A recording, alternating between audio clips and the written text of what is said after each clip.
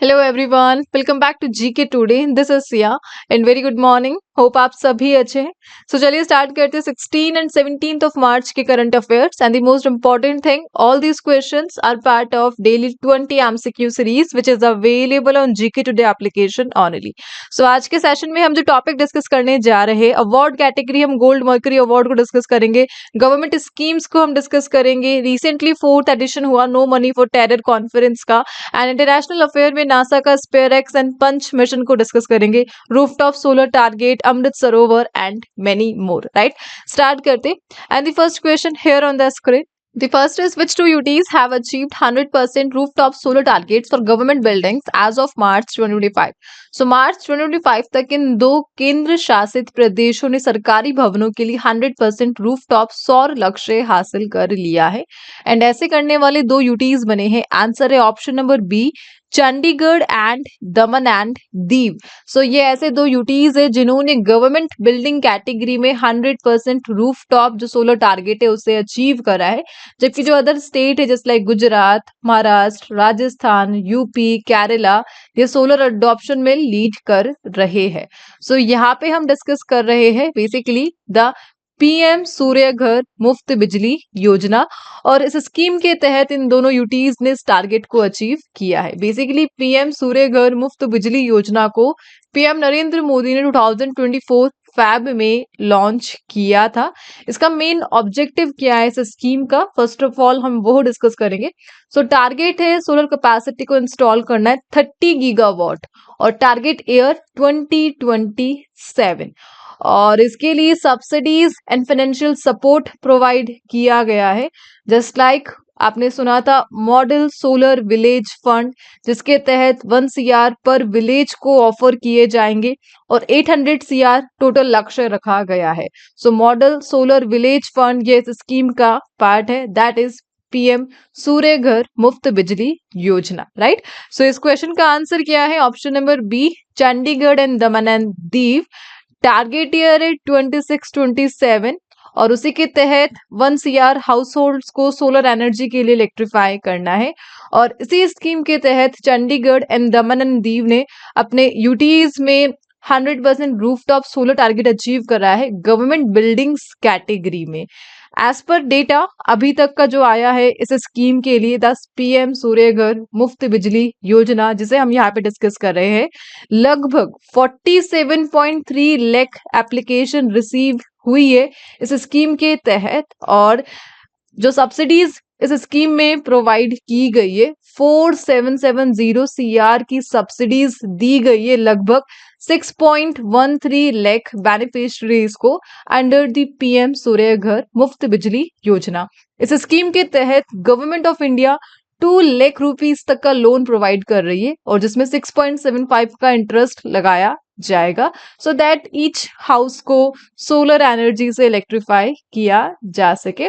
और 30 gigawatt target को achieve करना है 2027 तक का। राइट, इसी इनिशिएटिव से रिलेटेड एक अदर इनिशिएटिव है जिसे हमने लास्ट डिस्कस किया था, that is model solar village fund. So model solar village fund ये आता है पीएम सूर्य घर स्कीम के तहत, जिसके तहत 1 CR पर विलेज को दिए जाएंगे और ऐसा करने के लिए 800 CR का लक्ष्य रखा गया है अंडर दी पीएम सूर्य घर स्कीम। राइट, और उसी के तहत इन दोनों यूटीज ने अपने राज्य में गवर्नमेंट बिल्डिंग में 100% रूफटॉप सोलर टारगेट को अचीव किया है। So basically center oriented scheme है और रिसेंटली इसका डेटा पब्लिश हुआ, दैट्स वाई हम इसे यहाँ पे रीच कर रहे हैं। Now let's move to the next slide. So यहाँ पे हम कुछ सोलर से रिलेटेड क्वेश्चंस को डिस्कस करेंगे, and that is India's first AI powered solar manufacturing lines has been launched in which state? Gujarat में इसे लॉन्च किया गया है। Which institution has developed the solar ultraviolet imaging telescope the SUIT, और इसे develop करा है inter university centre for astronomy and astrophysics Pune. Next is which organisation has launch India's first solar sound box for merchant, और इसे launch करा है Paytm ने। India का first vertical bifacial solar plant इसे कहाँ पर इनोग्रेट किया गया था? न्यू दिल्ली में। Which institute has developed solar dehydration technology to boost farmers income and reduce post harvest losses? IIT Kanpur का इनिशिएटिव रहा ये। और इंडिया का largest solar cell and module manufacturing unit इसे तमिलनाडु में इनोग्रेट किया गया था। And which Indian institution has developed a new method to predict solar storms impact on earth, और इसे डेवलप करा है इंडियन इंस्टीट्यूट ऑफ एस्ट्रोफिजिक्स ने, IIA ने, right. Let's move to the next slide and the next question is who won the gold mercury award 2025 for peace and stability? So recently gold mercury award के जो winner है उनका नाम announce किया गया, and that is option number A, Tenzin Gyatso. So Tenzin Gyatso जो कि 14th Dalai Lama है, इन्हें ये अवार्ड दिया गया, द गोल्ड मर्करी अवार्ड 2025। और किस कैटेगरी में इन्हें ये अवार्ड मिला है? पीस प्रमोट करने के लिए, सस्टेनेबिलिटी को बनाए रखने के लिए ये अवार्ड इन्हें दिया गया। एक इंटरनेशनल अवार्ड है यह है बेसिकली। सो दलाई लामा जिन्हें ग्लोबल यूनिटी के लिए और पीस को एस्टेब्लिश करने के लिए, कोऑपरेशन के लिए, एनवायरमेंटल प्रोटेक्शन के लिए लीडर के तौर पर अपॉइंट किया जाता है, एंड 14th दलाई लामा तेंजिन ग्यात्सो को यह अवार्ड दिया गया। इनका नाम इंपॉर्टेंट है बिकॉज इन्हें नोबल पीस प्राइज मिला था। किस ईयर में मिला था? सो 1989 में प्रेस्टिजियस नोबल पीस प्राइज दिया गया था तेंजिन ग्यात्सो को। और बेसिकली ये इंडिया आए हैं, यहाँ पर इन्होंने शरण ले रखी है। 1959 में यह तिब्बत से इंडिया पधारे, यहाँ पर गवर्नमेंट ऑफ इंडिया ने इन्हें शरण दे रखी है बिकॉज जो चाइनीज रूल लगा था तिब्बत पर, उसी से प्रोटेक्शन के लिए दलाई लामा इंडिया आए हुए हैं और यहीं पर यह रहते हैं। सो बेसिकली ये अवार्ड इन्हें मिला हुआ है। अवार्ड आपको ध्यान रखना है, गोल्ड मर्क्यूरी अवार्ड रिसेंटली इन्हें दिया गया। Now let's move to the next slide. So यहाँ पे हम डिस्कस करेंगे कुछ recent awards, honors and person in news. So recently which state won the best tableau award? So Uttar Pradesh की झांकी को यह अवार्ड दिया गया था, 76th रिपब्लिक डे रहा। And which state receive the award for the best marine state on world fisheries day? और ये अवार्ड मिला है केरला को। The next is recently which institute has won joint second prize in the trinity challenges second competition for addressing anti microbial resistance, AMR category में ये award किसे मिला है? एंड IIIT दिल्ली को ये अवार्ड दिया गया। Recently who has been appointed as a DG Sashastra Seema साई, Sashastra Seema Bal it is. So SSB के DG बने थे Amrit Mohan Prasad. Which state tourism recently won the PATA gold award 2024 for innovative holiday heist campaign, और ये अवार्ड मिला है केरला को। ब्लू प्लैनेट प्राइज 2024 यह किस इंटर गवर्नमेंटल बॉडी को दिया गया? And that is IPBES, inter governmental platform on biodiversity and ecosystem services. Which football player was recently awarded the presidential medal of freedom, the highest civilian honour in the United State, और ये award दिया गया था Daniel Messi को, right? Let's move to the next slide. And the next question here on the screen. The fourth No Money for Terror NMFT conference 2025 was held in which city? So recently fourth edition complete हुआ है NMFT का, और किस city में यह complete हुआ है? And the city is Munich, Germany में the fourth edition हुआ है No Money for Terror conference का। Basically global कोऑपरेशन को यह प्रमोट करता है टेरर फाइनेंसिंग के अगेंस्ट में, राइट। इसे ऑफिशियली 2018 में लॉन्च किया गया था। एक मिनिस्ट्रियल लेवल इनिशिएटिव है सो दैट जितने भी इंटेलिजेंस है, डेवलपिंग पॉलिसीज है, टेरर फंडिंग को काउंटर करने के लिए उसे शेयर किया जा सके। सो टेरर को रोकना है, उसके लिए जितना भी पैसा जो भी अलग अलग कंट्रीज दे रही है छुपके से उसे रोकना, प्रिवेंट करना, पॉलिसीज को डेवलप करना, और जितने भी आइडियाज है उन्हें डेवलप करना सो दैट मनी लॉन्ड्रिंग और टेरर को रोका जा सके। इसके लिए एक कॉन्फ्रेंस को आयोजित किया जाता है, that is the no money for terror conference, और रिसेंटली इसका फोर्थ एडिशन हुआ जर्मनी में, राइट। बेसिकली कौन इस कॉन्फ्रेंस को कंट्रोल करता है?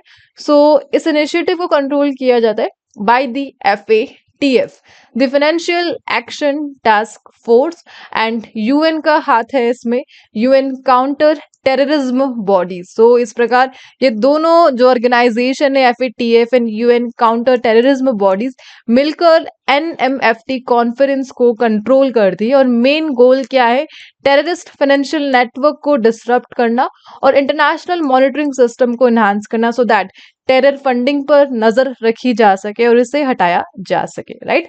सो NMFT जो फोर्थ मिनिस्ट्रियल कॉन्फ्रेंस रिसेंटली अभी हुई। अगर इसके अदर इनिशिएटिव्स को हम डिस्कस करें, यानी पहले कितने सारे इसके जो भी मीटिंग हुए हैं, 2018 में स्टार्ट हुआ था, पहली मीटिंग पेरिस फ्रांस में हुई, 2019 में सेकंड मीटिंग होती है मेलबोर्न ऑस्ट्रेलिया में, 2022 में थर्ड इसका एडिशन हुआ था न्यू दिल्ली इंडिया में। नाउ फोर्थ एडिशन कहाँ पे हुआ है NMFT का, म्यूनिच जर्मनी में। और इस कॉन्फ्रेंस से एक group associated that is Egmont group. So ये टर्म आपको ध्यान रखनी है, एगमोंट ग्रुप यह किससे एसोसिएटेड है, NMFT कॉन्फ्रेंस से एसोसिएटेड है। एग्जैक्टली इसे 1995 में एस्टेब्लिश किया गया था। इसका पर्पस क्या है कि जितनी भी money laundering and terror financing को रोकने के लिए जो भी इंफॉर्मेशन है उसे सिक्योर करना। और अभी तक एगमेंट ग्रुप के जो टोटल मेंबर्स है वो 177 FIUs है और इसका हेडक्वार्टर कहाँ पर है, कनाडा में इसका हेडक्वार्टर लोकेटेड है। अब FIUs that is financial intelligence unit. So हर एक कंट्री की एक FIU है, जैसे इंडिया का जो इनकम टैक्स डिपार्टमेंट है मिनिस्ट्री ऑफ फाइनेंस के अंडर, वो इंडिया का FIU है। इस प्रकार हर एक कंट्री का FIU है और इन सारे FIUs को मिलकर बनता है द एगमेंट ग्रुप। और अभी तक टोटल 177 FIUs है जो कलेक्टिवली एगमेंट ग्रुप को बनाते हैं। और एगमेंट ग्रुप का काम क्या है, जितनी भी इंफॉर्मेशन है उसको सिक्योर रखना सो दैट टेरर जो भी फाइनेंसिंग है, मनी लॉन्ड्रिंग है, उसे प्रोटेक्ट किया जा सके, रोका जा सके ओवरऑल, राइट। सो होप ये क्वेश्चन आपको क्लियर हो चुका है। एंड द थिंग इज कि इंडिया का कोई लॉ है इसके लिए, मनी लॉन्ड्रिंग के लिए? So yes there is a so prevention of money laundering act PMLA 2002, जिसे 2005 जुलाई से इफेक्टिव किया गया था, right. Let's move to the next slide. So यहाँ पे हम डिस्कस करेंगे रीसेंट कॉन्फ्रेंस जो कि हाल ही फिलहाल में हुई है मार्च एंड जनवरी मंथ में, and that is where was the visitors conference 24-25 organised, और यह न्यू दिल्ली में हुई थी। भारत कॉलिंग कॉन्फ्रेंस इसे ऑर्गेनाइज किया गया, कहाँ पर, मुंबई में। इंटरनेशनल रेडियो बायोलॉजी कॉन्फ्रेंस, ये कहाँ पे, किस इंस्टीट्यूट ने इसे होस्ट करा? So institute of nuclear medicine and allied sciences ने इसे होस्ट किया था। 21st African Asian rural development organization, इसे किसने कहाँ पे ऑर्गेनाइज करा? न्यू दिल्ली में इसे ऑर्गेनाइज किया गया।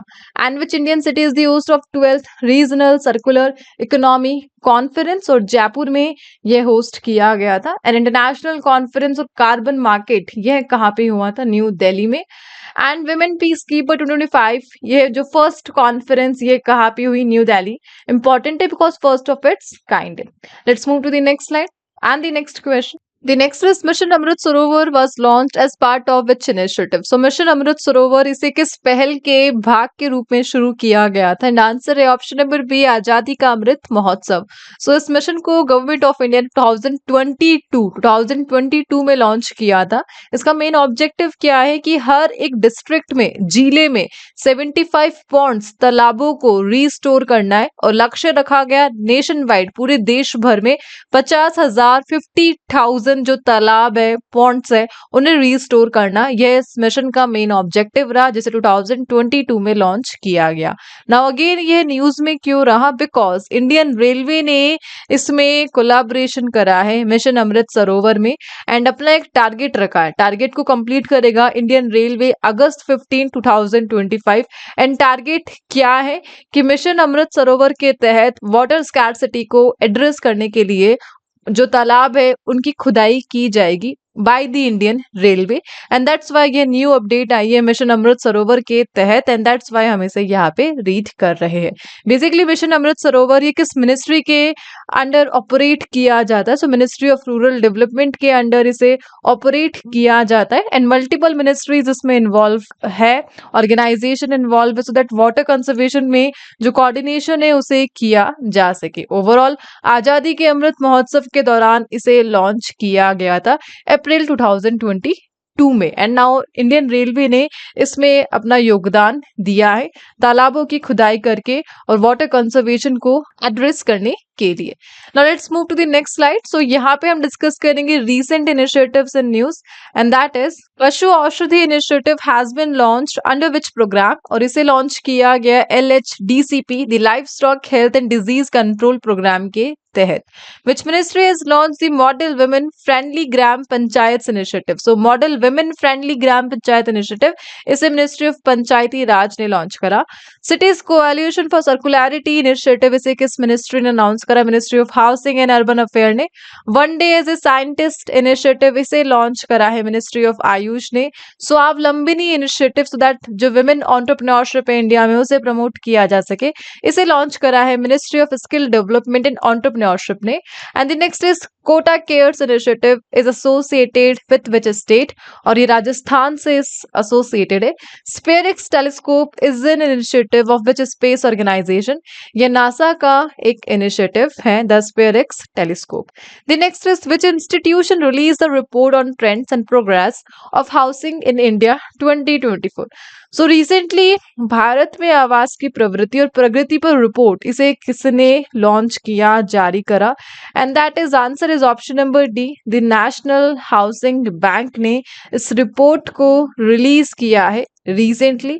बेसिकली इस रिपोर्ट में क्या बताया गया है, हाउसिंग रिपोर्ट है ये, जो कि ट्रेंड्स, प्राइजेस, गवर्नमेंट स्कीम्स और जो भी लैंडिंग रूल्स है उनकी डिटेलिंग इस रिपोर्ट में की गई है। सो सितंबर 2024 तक का डेटा है इसमें, और जो हाउसिंग लोन है वो लगभग 39% डिस्ट्रीब्यूट किए गए EWS and low income groups को 39% दिया गया है लोन। 44% जो लोन है वो MIG the middle income groups को दिया गया। 17% हाई इनकम ग्रुप्स को लोन डिस्ट्रीब्यूट किए गए, और इस रिपोर्ट में ये डेटा दिखाया गया है। और जो हाउसिंग प्राइस इंडेक्स है वो 6.8% से राइज हुआ है year on year, right. So basically housing report थी जिसे द नेशनल हाउसिंग बैंक ने रिसेंटली लॉन्च किया। Let's move to the next slide, and the next is which space organization recently launched the SpaceX and the Punch Space mission? So हाल ही में किस अंतरिक्ष संगठन ने SpaceX and Punch अंतरिक्ष मिशन को लॉन्च किया है? And that is option number C, the NASA ने लॉन्च करे। बेसिकली दोनों डिफरेंट टाइप के मिशन है, the SpaceX and the punch space mission. March 12, 2025 को इन्हें लॉन्च किया गया from Vandenberg space force base station. After बहुत सारे डिलेज के बाद फाइनली नासा ने अपने इन दोनों प्रेस्टिजियस मिशन को लॉन्च किया।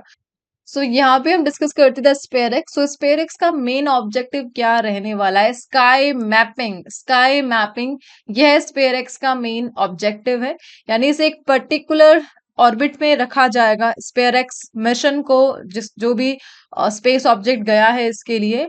और इसका मेन ऑब्जेक्टिव क्या रहने वाला है कि यूनिवर्स में जहां से भी जो लाइट एमिट हो रही है उसको मेजर करना है, और जो पोस्ट बिग बैंग फॉर्मेशन है उससे जितनी भी लाइट आ रही है उसे मेजर करना है, इसका मेन ऑब्जेक्टिव रहने वाला है। इसके तहत $488 million NASA space observatory feature किया गया, और इसके लिए इंफ्रारेड डिटेक्टर्स को यूज किया जाएगा स्काई मैपिंग के लिए। ओवरऑल 2 साल का मिशन है, और स्काई सर्वे करना इसका मेन ऑब्जेक्टिव रहने वाला है, और इसे सन सिंक्रोनस ऑर्बिट में प्लेस किया गया है। सन सिंक्रोनस ऑर्बिट बेसिकली एक स्पेशल टाइप की ऑर्बिट है अर्थ के अराउंड, जहां पर एक फिक्स लोकेशन पर इसे फिक्स किया गया है, और जो सैटेलाइट है वो सेम पार्ट से, जो प्लैनेट है सेम लोकल टाइम पर जितना भी एक्टिविटी हो रही है, लाइट आ रही है जहां से भी, उसे क्या करेगी, स्टडी करेगी सेम पार्ट से, and that is sun synchronous orbit. और अर्थ से 650 किलोमीटर के डिस्टेंस पे इसे प्लेस किया गया है। And the second PUNCH mission. So PUNCH mission का मेन ऑब्जेक्टिव क्या रहेगा? सो इसका मेन ऑब्जेक्टिव है जो सोलर कोरोना है एंड सोलर विंड है उसकी स्टडी करना, जिसकी हेल्प से जो स्पेस वेदर प्रेडिक्शन है उसमें एनहांस करने के लिए हेल्प की जाएगी। So overall SPHEREx and punch mission दोनों ही अलग अलग टाइप के मिशन है, और इसे रिसेंटली नासा ने लॉन्च करा है, एंड दैट्स व्हाई यह न्यूज में रहा। Let's move to the next slide. So international affairs से रिलेटेड कुछ क्वेश्चंस को हम यहाँ पे रिवाइज कर रहे हैं। Bangladesh has designated which day as national military martyrdom day and that day is Feb 25 pact for the future. Recently ये न्यूज में रहा, किस ऑर्गेनाइजेशन ने इसे अडॉप्ट करा है? यूनाइटेड नेशन जनरल असेंबली ने पैक्ट फॉर द फ्यूचर को अडॉप्ट करा है। और रिसेंटली कंट्री ने बैन कर दिया है व्हाट्सएप को एंड गूगल ड्राइव को इन गवर्नमेंट डिपार्टमेंट, एंड यह इनिशिएटिव हांगकांग को रहा। एंड कैंसर मूनशॉट इनिशिएटिव, इसे किस कंट्री ने लॉन्च करा? United state, Australia, India and Japan ने इसे लॉन्च करा। बेसिकली क्वाड नेशन ने ज्वाइन करा। और इंडिया का फर्स्ट ओवरसी जन औषधि केंद्र किस कंट्री में यहाँ इनोग्रेशन हुआ? मॉरिशस में खोला गया। And Zoran Milanovic has been elected as president of which country? और यह क्रोएशिया के प्रेसिडेंट बने हैं। And unicorn to the Indian naval ship, जो कि एक एंटीना सिस्टम है, इसको प्रोवाइड करने के लिए कौन सी कंट्री एग्री हुई है? जापान एग्री हुआ है इंडिया को प्रोवाइड करने के लिए एक antenna system. The next question, the next is which state UT has allocated 3 CR rupees annually for each MLA under the Constituency Development Fund scheme. So CDF scheme के तहत 3 करोड़ रुपए हर एक MLA को दिए जाएंगे। और ये किस स्टेट का इनिशिएटिव है? सो जम्मू एंड कश्मीर ने इस इनिशिएटिव को स्टार्ट करा है।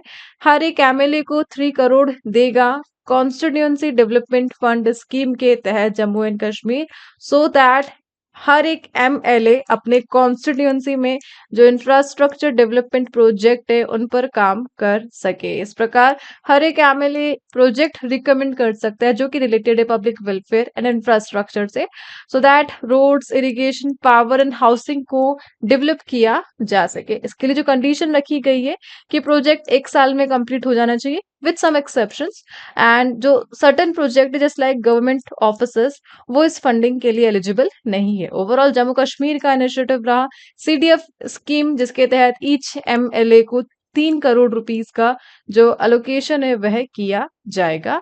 Let's move to the next slide. The next is promotion of research and innovation in pharma medtech sector scheme has been launched by which ministry?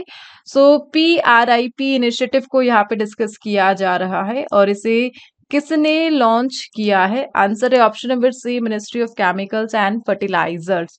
और रिसेंटली मुंबई में इस पर एक डायलॉग को कंडक्ट कराया गया था, जिसमें डिफरेंट टाइप के लीडर्स, रिसर्च इंस्टीट्यूट ने गैदरिंग करी थी, सो दैट जो कोलाबोरेशन एंड पार्टनरशिप है उसे एक्सप्लोर किया जा सके। Ministry of chemical and fertilisers के अंडर यह आता है और बेसिकली इंडिया को एक ग्लोबल लीडर बनाना है pharma medtech research and development field में। और डिपार्टमेंट ऑफ फार्मास्यूटिकल ने इस डायलॉग को रिसेंटली कंडक्ट कराया, कहाँ पर? मुंबई में। And the scheme is pharma medtech sector scheme और ministry of chemical and fertilisers के तहत यह आती है, right. Let's move to the next slide. So recent कुछ गवर्नमेंट स्कीम्स को हम यहाँ पे डिस्कस करेंगे, and that is what is the primary objective of Swayatt initiative? Promoting participation of women entrepreneurs, startups and youth in public procurement. और OMSS open market sale scheme, इसका main objective क्या है? Food security को enhance करना, ensure करना। And विवाद से विश्वास स्कीम, यह टैक्सेशन सेक्टर से एसोसिएटेड है। और आयुष्मान भारत PMJ, ये की जो कि एक हेल्थ कवरेज स्कीम है। एज ग्रुप क्या है? All individuals aged 17 and above. NPS Vatsalya scheme का ऑब्जेक्टिव क्या रहा? पेरेंट्स एंड गार्डियंस को हेल्प करना है बच्चे के फ्यूचर को, फाइनेंशियल नीड्स को सिक्योर करने के लिए। And national Jio special mission, जिसे यूनियन बजट 25-26 में लॉन्च किया गया, इसका प्राइमरी ऑब्जेक्टिव क्या है? लैंड रिकॉर्ड्स को मॉडर्नाइज करना एंड अर्बन प्लानिंग को एनहांस करना। मुख्यमंत्री पौष्टिक अल्पाहार योजना, इसे लॉन्च करा है गुजरात में, राइट। सो इस सेशन को यहाँ पे एंड करते हैं आज। एंड जो क्विज के क्वेश्चन आज आपके लिए है, that is related with environment and biodiversity. इसी से रिलेटेड जो आंसर है आप प्लीज कमेंट बॉक्स में मेंशन कर दीजिएगा। एंड मिलते हैं नेक्स्ट सेशन के साथ। Till then please do revision and take